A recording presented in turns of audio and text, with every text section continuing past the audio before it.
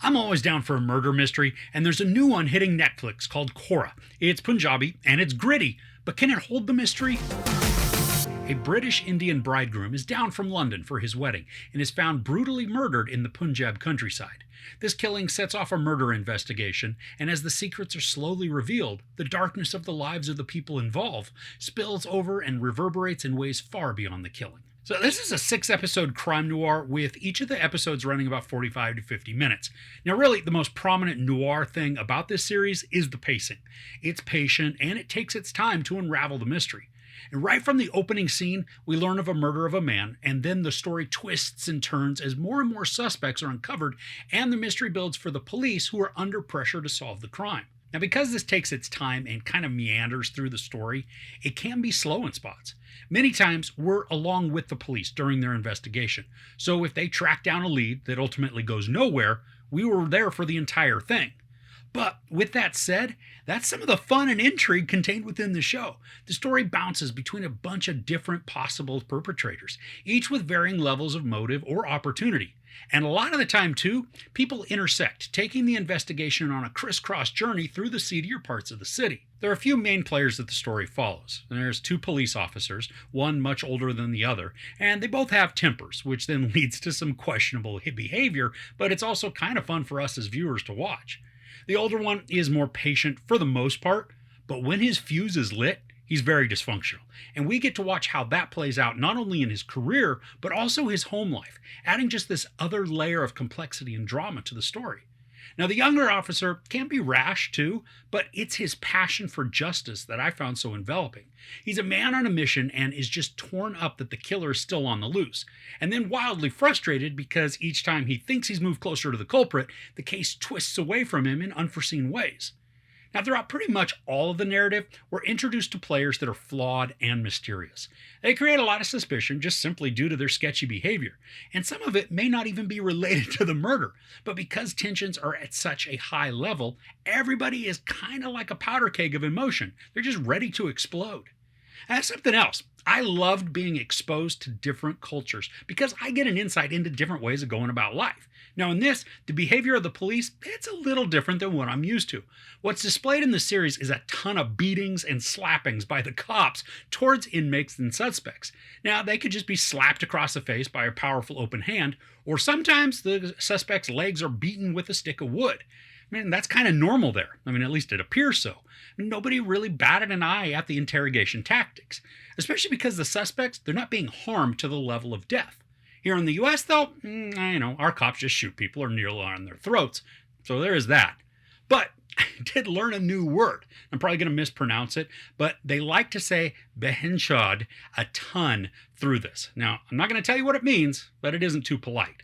Now, I found myself completely sucked into the mystery and the chase. And I also didn't mind a lot of the tangents that were taken on with character offshoots and the drama of their home lives. So much of this created a ton of development and backstory for the characters.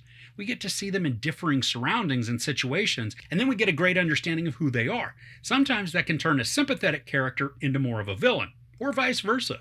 It also allows for a completely different storyline to emerge, one that focuses on love and family and all the drama that can conjure. But something to be aware of with all of these side stories is that not only does it add time, but I can definitely see how it could turn off some from the whole experience. If you're only borderline into the drama and the mystery, the tangents, they're going to feel just completely unnecessary and then a waste of time. But if you are into it and you're digging the different levels of depth that we get on the players, the twists and meanderings probably are going to make you more invested. I loved all the locales that are used here. We're taken to sprawling fields, cramped hovels, dusty, dirty alleyways, and then into sparklingly clean and opulent homes. The mix, it's wonderful at showing the disparities of the people involved, sometimes relying on cliches to define a character, like making a junkie a dangerous criminal, but other times using the surroundings to surprise us with character attitudes, making someone who appears on one extreme, whether that be innocent or devious, to then really be the polar opposite. And I loved how that kept things intriguing. Now, because of the story content, this is a heavy show to watch. So much of it is dark and depressing. And when there are moments of reprieve from the dourness, it doesn't last long, dragging us back into the mire rather quickly. Now, I love a dark narrative, even if the outlook is wildly bleak, but in this, there was enough tiny breaks in the melancholy to provide something of a balance.